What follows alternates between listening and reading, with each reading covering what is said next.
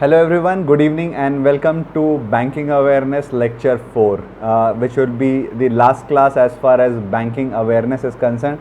This was mainly to give you an overview of how the economy works, what is money, how the banks work, and different payment types, ATMs, wallets, and all other things. So all these 3-4 things that I have told now. Okay.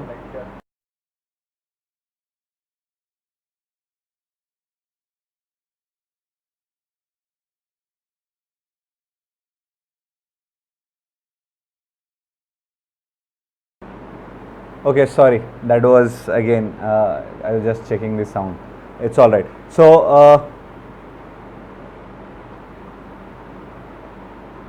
yeah, good. I can understand. Very few of you are here because most of you are already preparing for your sixth the prelims on the sixth. Okay, so we have so far covered origin of money. We have covered history of banking. We have covered RBI and monetary policies, and now today we will see how actually the basics of banking. Okay, so that is the agenda for today. Let's see. So I'll just move out and let me see. Okay, so how banks work? I have put the new logo of SBI. Let's see, you're going to work there. So what exactly is this bank doing? Let us try to understand. What it does, it accepts deposits. I think this we have already discussed. So it accepts deposit. Today I'll try to write neatly. Okay, and then it advances loans, right? This is the basic. Now, so it accepts money and it gives out money.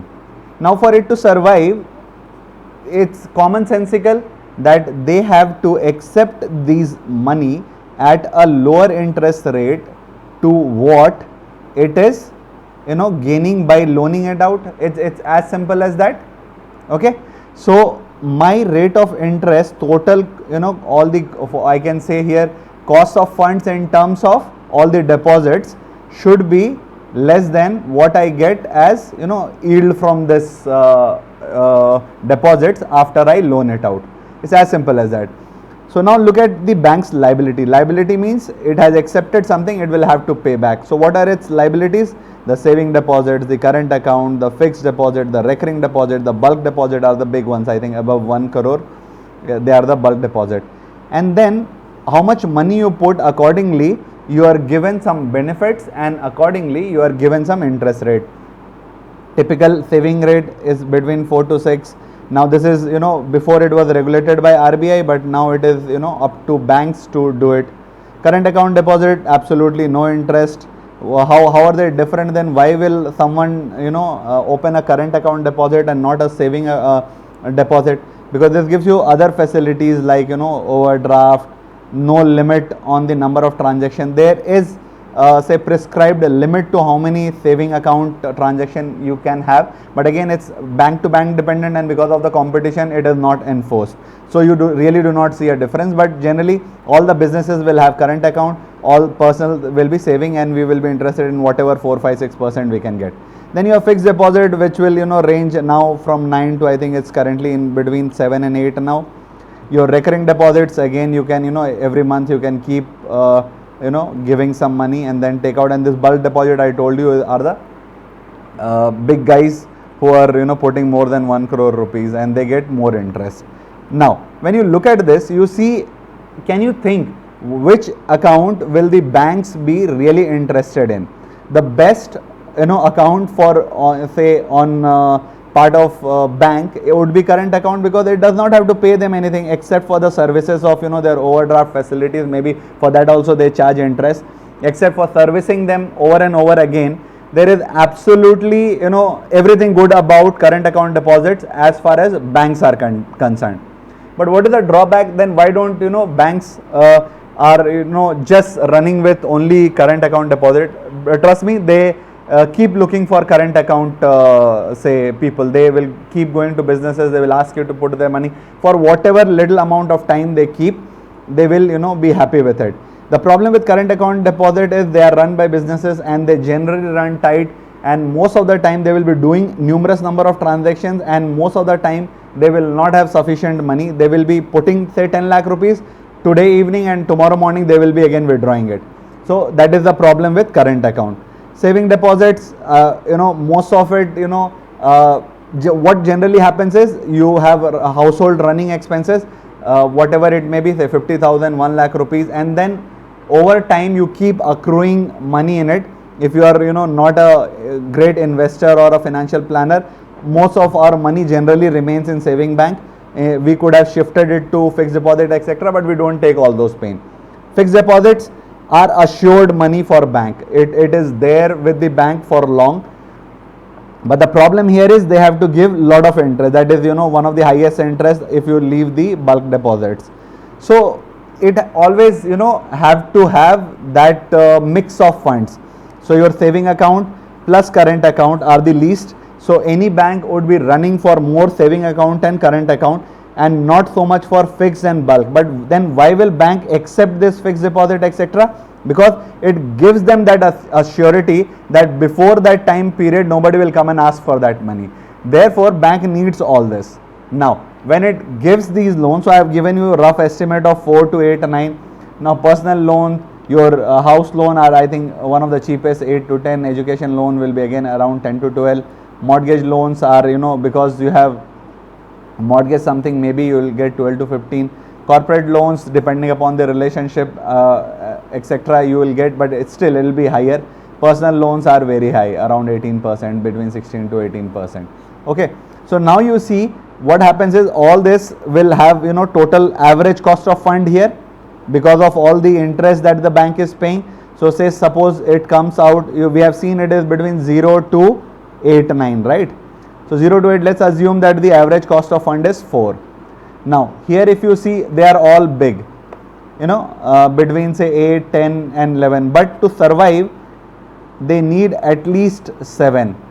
So net interest margin for all the banks to survive is roughly 3%. If you see here, you will see that most of them are above 10 or in and around 10. So and if their average cost of fund is 4, or maybe for some banks it may be even 6, depending upon what is the composition from here.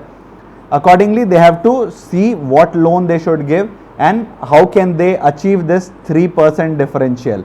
They have to have it's empirical evidence. We have seen all the banks, and all the banks which is meeting this net margin. So net margin, if net interest margin is met, only then a bank will be successful, otherwise it will face difficulty. Why? Because it will have other operational costs also. So all the say the rents for bank, electricity cost there, staff cost, paperwork, computer, all handling softwares, all these costs they have to take, and this differential net margin, if they are not making 3%, then the bank is doomed to fail. Now this is the problem that we are facing currently. Net interest margin critical for survival. I told you some private banks and SBI is able to achieve this, but most of the public sector banks are struggling between 2.2 to 2.7, one of the reports, and this already indicated that there are mergers on card. We do not want any weak banks in the system. Okay.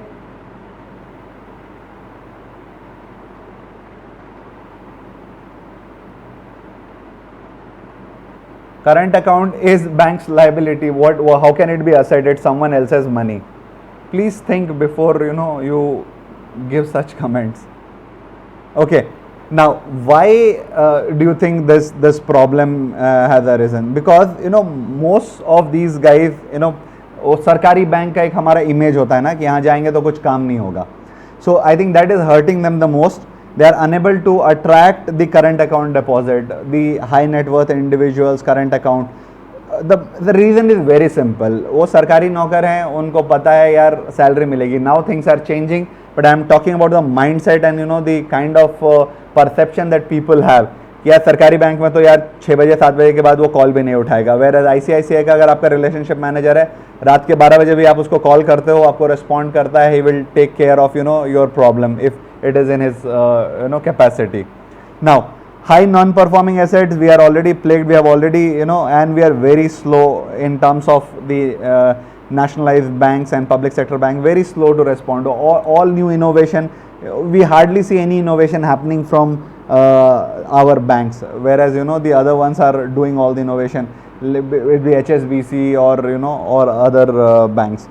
Government, and of course it has all that priority sector lending, and then you have these basic saving bank deposit account, Pradhan Mantri Jan Dhan Yojana, and all those accounts are also adding to the pressure of their already less margins.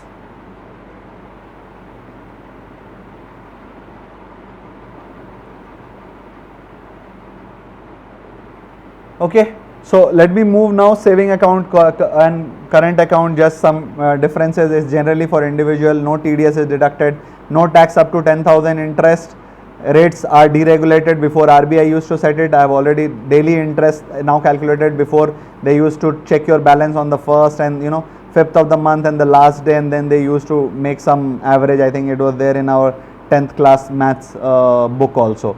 So that is all done away with, and but you have limited transaction facility, but because of competition, I have already told you, is not enforced.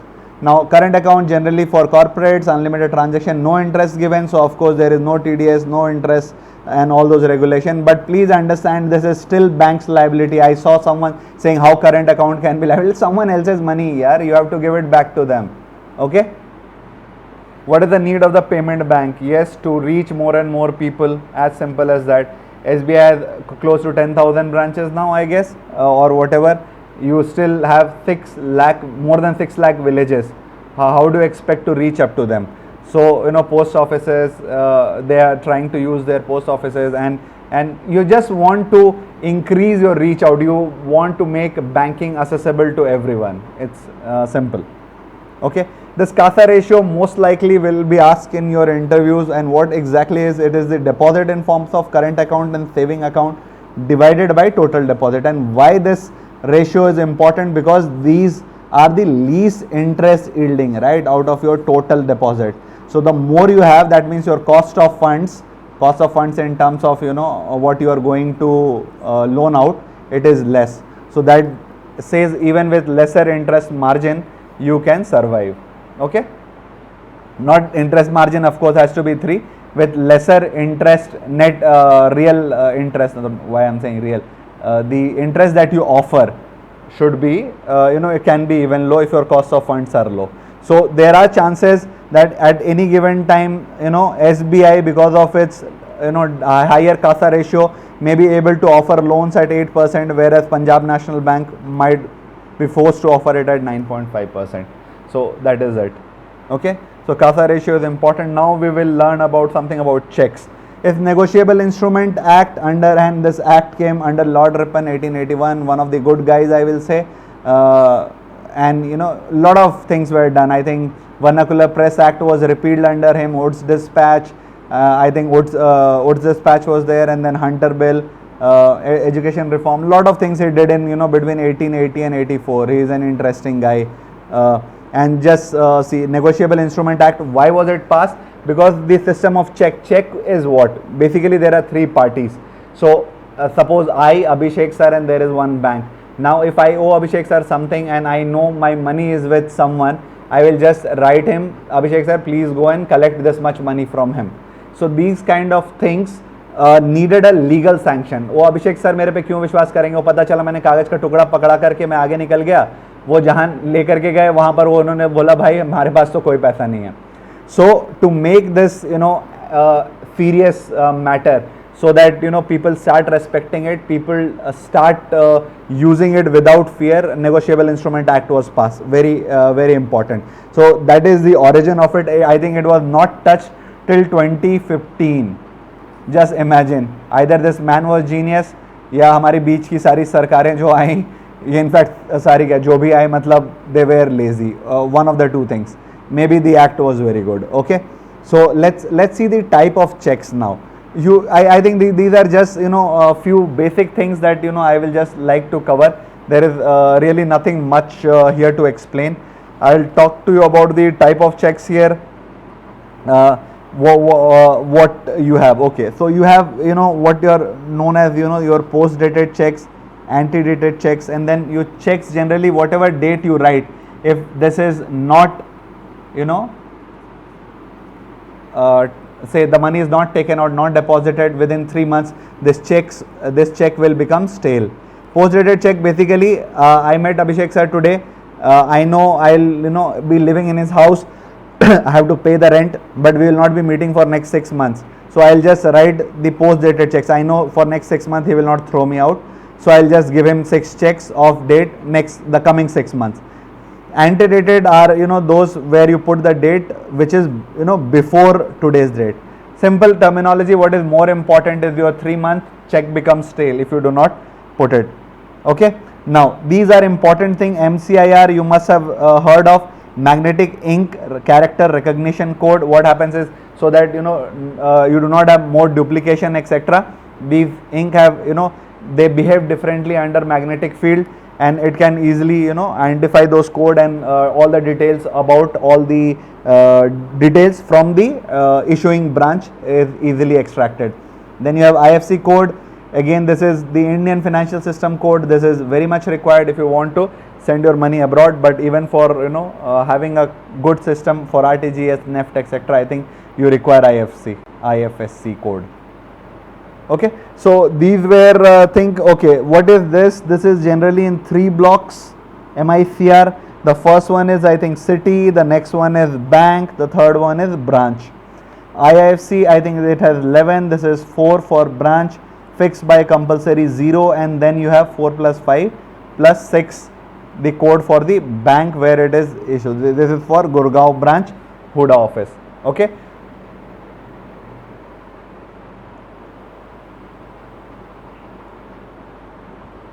Okay.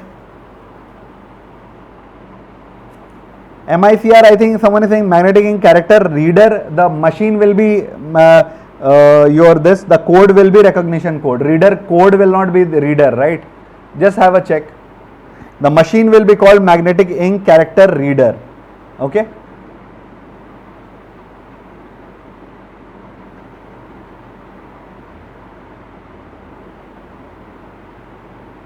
Okay, so let's see now. This is something interesting. Check truncation system. This you will need to understand. So what previously used to happen was, if I am in Delhi and I have a check from Bihar, now from the issuing branch in Bihar, if I deposit it here in say the SBI branch itself of Delhi branch of SBI, then also they will send it, they will courier it back to my Saharsa branch. They will check it, then they will verify, and so all this to and fro, a lot of check used to get misplaced, lot of frauds were happening, etc. So what happened in 2010, I think they came up with this check truncation. Truncation is what? When you truncate something, you cut short, and what you are cutting short in this check, you are cutting short its journey that it used to take from here to Bihar, and then approval and forth. Now what used to happen, this check which is CTS compliant, all banks were supposed to now follow a standard for check, and what they used to do is just scan this. So the branch where it is presented will just scan it and send it to the issuing branch, and they will verify, and the clearing will happen. So this is check truncation system, which is very important. You should know CTS, what CTS is. Okay. Yes, digital transfer of checks. It is actually, you take the image, you scan it, there is set codes, etc. Now this is interesting. This area, this is where if you try to photocopy it or Xerox it, a void will come written here. So to make the authenticity of this check, these special measures were also taken. Okay. So check truncation system, we have seen all the kind of check. We know about the negotiable instrument. Negotiable instrument also people might ask, so all the bill of exchange. What is negotiable instrument? Basically, it is something which I can go with it. Say मैंने अभिषेक sir ने मेरे को check दिया, and if it is negotiable, then what I can do, I can give it to a friend of mine and say, इस पे यार 150 रुपए का check है, you give me 140 rupees and you go and deposit and take 150 rupees. So that is the negotiable aspect of Negotiable Instrument Act, etc. Something which can transfer hands, that is negotiable. Now I can make checks non-negotiable. How? By crossing it. I hope every one of you all of you are aware of this. This is, if I say account pay only, then negotiation, just stops there. It has to go into someone's account only. All right. So all these bill of exchange, checks, promissory notes, okay, your all those hundis, etc., wherever you get that, typically a three-party instrument wherein one says to other that yes, I will pay you, or you go and take it from someone else. They are all bill of exchange or negotiable instruments. Okay. I hope that part is clear. Now let us move to, I hope it is clear. Let's move to the software. Understand now why all these things were possible. I think Narasimhan committee, you must remember 8 recommendation after 91 Narasimhan committee. You had the second one in 98. All modernization in banking, use of computer, etc. were all his recommendation. So core banking, when it is Infosys software, it's called Finacle. When it is TCS, it is called BANCS. So it is easier to remember also. Infosys, Finacle, CS is TCS. Okay. I told you about the core banking solution for RBI, which is banker to all the bank. It is called eKuber. Okay. I think I told it to you yesterday. So this is about the software. If we move to now, why, how is this software helping us? It is helping us to do transaction real time. I think there are two which are very important here, is IMPS and RTGS, right? So what is IMPS? Is immediate payment service, right? This is IMPS, and RTGS is real time gross settlement. Okay. So these two happens real time. The moment you transfer, it goes. Deferred one will be NEFT, NECS, National Electronic Clearing System, and NACH, which is National Automated Clearing House. So all these will happen in deferred mode. All right. So what exactly happens, we'll discuss all of them in detail. Let's just move. So this is real time and this is deferred. So let's quickly move to NPCI, which is the brainchild behind. Now, okay, let me just tell you this. IMPS, I think RTGS, NEFT, and NECS are all RBI software. Okay, it is their propriety. IMPS and NACH is national. Your whatever this one is NPCI, along with all the other. Sorry. Okay, so this is what is happening. This is National Payment Corporation of India. This is what is heading this IMPS and NACH. Now, how are they related? This is RBI. It is very clear. You might think that what is RBI? What business has RBI to do? Why it is when it is a regulatory body? Why is it getting involved in commercial activities? Because there were no other means, and RBI thought that it can make a robust system wherein it can check, because it will be RBI, so people will prefer digital, thinking that it is foolproof. That is the only reason, but I think it is under criticism now. It similar for Department of Telecom and BSNL. Department of Telecom now does not go and lay all the cable lines, right? It does not. It is the regulatory body. BSNL is the one which is doing all the day-to-day work. So even RBI should have some agency which should do all the day-to-day work, and this National Payment Corporation of India just looks like one. Okay, so NPCI is a wonderful initiative. I will tell all of you should read about it. This is very important going forward. All the advancement that you have seen in digital payment, NPCI is a brainchild. This was made as not-for-profit organization by 10 banks. All the banks were there, all the major banks, SBI, I think Punjab National Bank, HSBC, HDFC, all the banks, Citibank, all these banks were there, and they made NPCI, National Payment Corporation of India. And idea was to develop an indigenous system for payments and payment gateways, transfer, etc. Let's see what are their achievements. So the first one, I think it was in 2010. Aadhaar was at its peak, and they wanted to bridge the gap. Aadhaar payment bridge. Something, if someone has Aadhaar, all the information there, they can make payment with use of their Aadhaar information.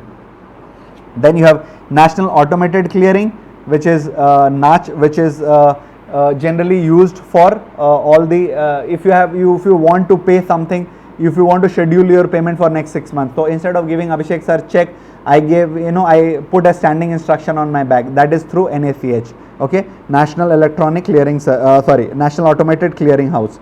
Okay, then what happened was this Aadhaar payment bridge was shifted to NACH. This was a more robust system, and then electronic benefit transfer, etc. of the government initiative. I think it started from 2013. They started talking about, they had made it. Now this is very interesting part.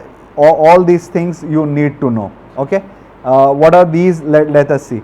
So what is these guys doing? They are doing wonderful job. So everything, anything and everything. So all your IMPS, UPI, BHIM, CTS, NFS, NACH, Aadhaar payment, NETC, BBPC, all these are happening in NPCI. That is something that we should be proud of. Of course, we have participation from all sectors of the bank now. I think all the top 10 bank which started has 77, and you have host of other players which has 10%, 2%, 3%, 5% stake in NPCI. So this is going to be the future, undoubtedly. So what is BBPS? Is Bharat Bill Payment System. So they are now working to integrate all the bills. They will put it on one platform.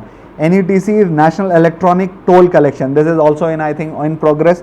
You can read about it. What is already there is Aadhaar based payment system. They have already made it. NACH, I think I have already told you, National Automated Clearing House. Then you have NFS. This is National Financial Switch. Now this is very interesting. What exactly is this? At CTS we have already covered. This was the check truncation system. Again, this is also NPCI. Just look at these guys. Amazing work they have done. I am really happy. Everything that you see is NPCI. So even if you might get some question wherever you see digital, maybe at the back end you have NPCI. So all these initiatives are from NPCI. Now what happens, what is the function of this NFS? What is this switch? So what used to happen before, you remember, I am not sure if you remember, I used to go to a ATM, and then if I was carrying a State Bank of India card, I could withdraw only from State Bank of India. Only after some time it happened that I could go back and Punjab National Bank, or say even the private banks. So who was responsible for this? This is NFS, National Financial Switch. So what this one under NPCI made a system wherein it integrated the data from all the bank, all the CBS, core banking solution of all the banks were coming, and it was here. So the moment now this switch is there in all the ATMs, the moment you enter your card, irrespective of what say the card it is and which ATM you are in, it will immediately see it and it will send the relevant information back to the corresponding ATM. So that is the reason behind NFS. Now even your IMPS, if you will see and understand, the same NFS technology, NFS switch is there. What happens in IMPS? I can send from any bank to any bank. I can send money from one bank to other bank. That is NFS. Okay, which again IMPS also has at the backdrop. What is happening is your NFS, that is the switch, National Financial Switch. Now comes the interesting part of UPI. Okay, what is Unified Payment Interface, and BHIM? I think I misspelled it last time because of their two triangles. Somehow I think I spelled it as double D, which is wrong. This is your Bharat interface for money, which is BHIM. Now what happened and why there was need for all this? So after this NFS and ATM were say joined together, or say there a link was established between NFS and ATM, then they tried with IMPS, and IMPS people generally compare with RTGS, NEFT, and then they talk about a new service IMPS, which is nothing but 24/7. All the amount, I think up to 10,000 you can transfer. After that I think there is some other norms, etc. So what these guys did, they used the NFS. They did not use RTGS or any of the platform of the say RBI. They have used their own, the thing that they were developing. This is anyway not for profit organization made by the bank. So it anyways, all the banks are also having confidence in it. They were giving it all the data, and then it could make a switch wherein all the banks could work together. So this IMPS was advancement over ATM.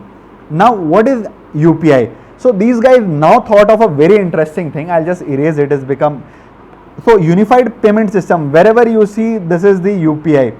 So what happened, it is started to think to just join, not the CTS, I will not say, because this is only, there is no customer interface here. So all these are now say combined to, I think these are still under development or in their testing phase. So everything now, Aadhaar Pay or automated clearing or your national financial switch, all of them are now having a link with a unified payment interface. It name itself suggests. So all these BBPS, your NETC, your AEPS, your IMPS, all these data, they will all come together, and these all will be linked where? Under unified payment interface. Please try to understand this. This is very important to understand the role, how NPCI has grown, what are the product it has made, and how it has gone ahead now, right from making all the ATMs to work together, to IMPS, to now unified payment interface. It has added and given the access for anyone and everyone to make their app, and they will have access to all this. So tomorrow Paytm can make an app. This is open platform for everyone, UPI, uniform payment interface. So Paytm is also free to use it, SBI is also free to use it, Citibank is also free to use it, your Axis Bank, Axis Pay is also free to use it. So these were the advances which has worked on it. So Paytm now uses UPI, and it helps you pay your bill. Sitting in Delhi, I can pay my house bill in Saharsa in Bihar. Tomorrow, very soon, I will have this reader wherein toll collection will also happen through Paytm. Also your IMPS I can send, of course, money today also. I can transfer something in someone banks also.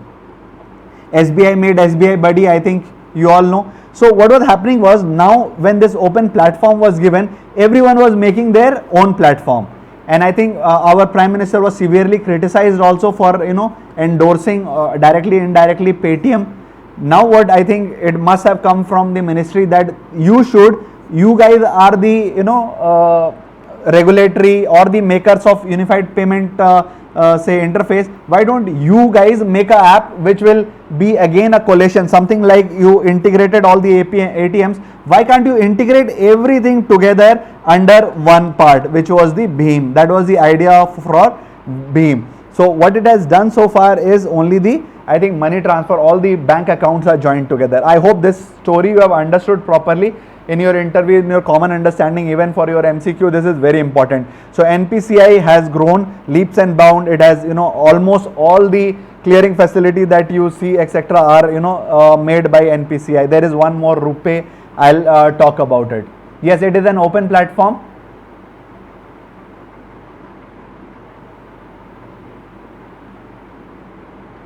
Yes, you are right. You have to collaborate with a bank. There is all the banks can use it. All the third party, you will have to collaborate with some of the banks. It is an open platform. Someone just rightly mentioned. So UPI, if you need, why they are not given the access? In fact, okay, someone has raised this point. I did not want to cover it. So there was a committee from Ratan Vatal, I think that was his name. This guy was made to look into.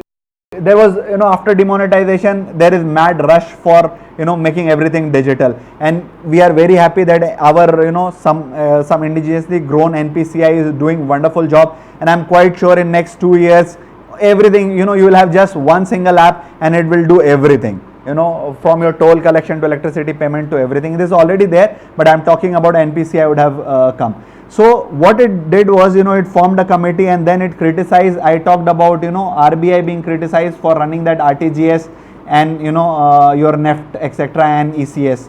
Okay. Ratan Vatal committee, they told him, boss, you are the, governing authority. How can you get into commercial activity? So that was one of the suggestion. Next suggestion from Ratan was, why are Paytm, etc., they are not given, more stakes here? Why can't you dilute your this 77% stake that you big guys are, having and, sitting on it? That means all the advancement which will happen will ultimately, go to only the top 10. I do not know why that was a problem, but he wanted more competition to come in the system. Therefore, he recommended that you should divest your stake and give equal or say greater share to other participant in the financial market also. He also criticized, now someone just pointed out, for all the scheduled commercial banks etc., UPI is an open platform. They have this access to all the information. Why they have not given it to the guys like Paytm and say other mobile wallet? Because we all know how their KYC norm works, right? So they are in mad rush, they have targets to achieve, and all these norms etc. will go for a toss, and all laundering etc. will start happening. That is the reason why even today these guys have to associate with one of the banks to access this UPI. Okay, I hope this part is clear.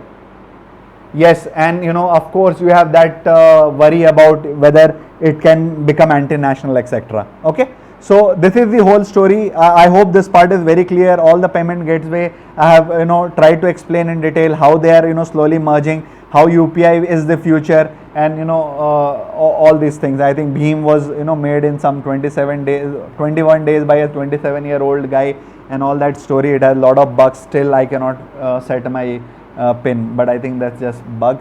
Okay, now let's move ahead to digital payment service provider. This is RBI's classification, how it sees. So inbound, it has given Western Union the authority to bring money from outside. I think there is some limit etc. of how much money can be asked, and then for repatriation from abroad, it is Western Union. From sending money to your relative outbound, I think it is given to instant money transfer, it is IMT. Then Clearing Corporation of India is one of, this is for basically exchanges. Okay, so we do not have to bother much about it. And then NPCI we have seen in detail, and I am really happy with these guys. They have done some wonderful work.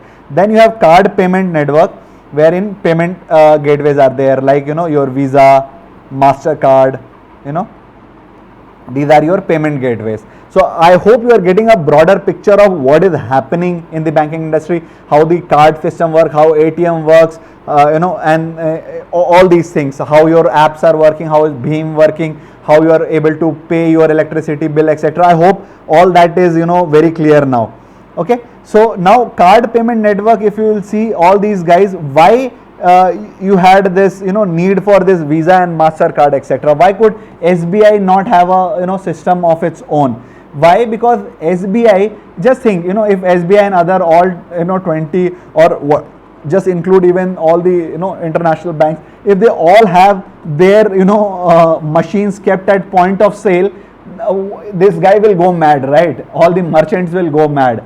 So either SBI could have stood on behalf of all the merchants, and they could have just become the service provider for all the say point of sale. They would have taken care of all the gateways, payment gateways. But then SBI had limitation that it could not do it abroad. So it thought it's better to leave it to some international professional body who are already doing. So Visa and MasterCard had already done a lot in this field. So they gave the work. I think they charge almost 300 crore rupees per year. I think for all those point of sale and this payment gateway etc. And then there is a fixed commission on every transaction etc. Also. Okay. So or I think fixed transactions translate to 300 crore, but they are earning a lot. There is a lot of commission that these guys are taking. And where is this coming from? Of course SBI or Axis Bank will not pay. This poor merchant who are now having this facility of seeing the money instantly in their account, instantly of course deferred, are going to pay. And what do some cunning merchants do? They pass it on to us. Okay. Now I hope this you have understood. Now again, this RuPay you would have heard of. This is again an initiative of NPCI, and this is the 7th gateway internationally, payment gateway, and they are doing wonderful. So they started with just that free debit card only in certain ATMs. Now they have already become say a debit card issuer. In soon, I think next maybe next 2-3 years you will see RuPay credit card also. That is also planned. So again, the payment gateway is also now managed by National Payment Corporation. It is the 7th gateway in the world. Okay. So the technology generally used for card payment etc. In 60s, 70s, 80s, I think in India up to even 80s, we had the magnetic card reader. The problem was it could get cloned, the data could be stolen. So there was something called EuroPay. This is MasterCard and this is Visa. They made a chip which could not be copied. Then you have radio frequency identification and near field communication. These are the technology basically that is generally used in the payment gateways. Then you have mobile wallets. I had already talked about. There were few who got the license, and ATMs I have already talked about was the National Financial Switch, that is the in the background. Mobile wallet also, I think they got the license. I think Tata got the license first, if I am if I remember it correctly.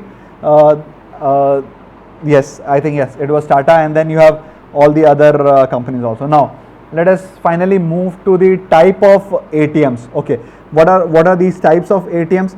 Completely owned by, okay, before that also you have two more kind. You will say there is on-site and off-site. So when you visit a bank of ICICI, within its premise you will see ATM which is called on-site, and if it is situated outside it is called off-site. Off-site will be of three kinds basically: a company owned, complete, machine, leasing, security, connectivity, cash management, brand name, everything will be company. But what if it does, it just outsources the first three, machine, leasing and security. If it outsources, it is called brown label ATM. Whereas the white label ATMs, it everything is outsourced, and it is allowed even for NBFCs. So these NBFC, I think the first one was Tata Communication got it. You also will see Muthoot Finance will have its ATM. These are called white label ATM. These guys do not have the banking facility, but they give you the facility of ATM.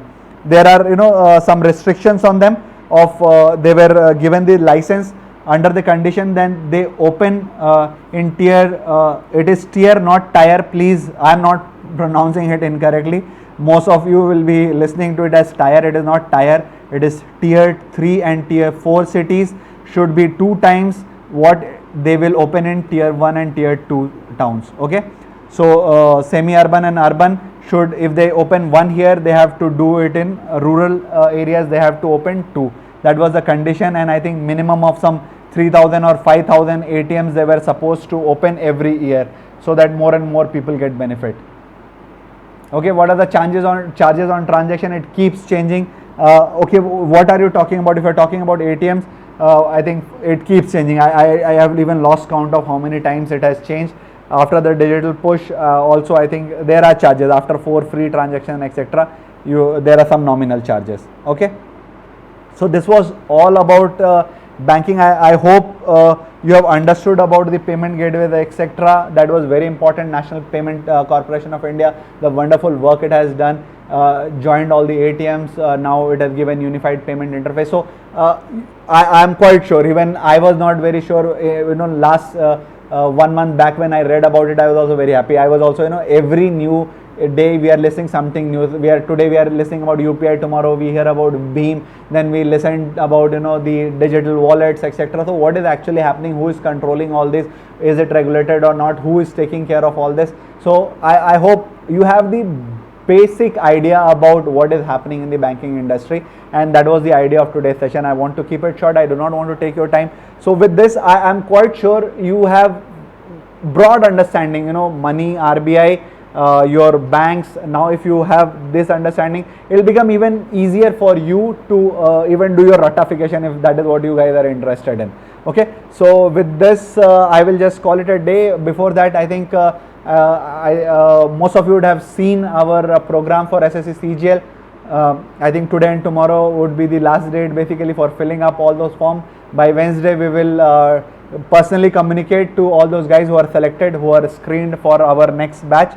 SBI continues here from Monday onwards. I think we'll get into the subject mode, because most of the students would have already finished with all their prelims exam. It'll be fair for everyone. Okay, so with this I will just I can talk about a lot of things. So what I will do is, I'll just give it a break. I'll also be more focused on general awareness now, more quiz kind. I'll try to discuss some 50-100 questions. And I understand that is what you guys are also interested in, rather than understanding the concept. Maybe at the last phase, last 1 or 2 days, if there are some important concept, or maybe during your interviews, we will do some conceptual based videos. Okay, so just excuse me now. Thank you very much for sticking with me and showing your patience. I hope it is useful to you guys. You are able to have a grasp over how our economy is running. Okay, thank you very much.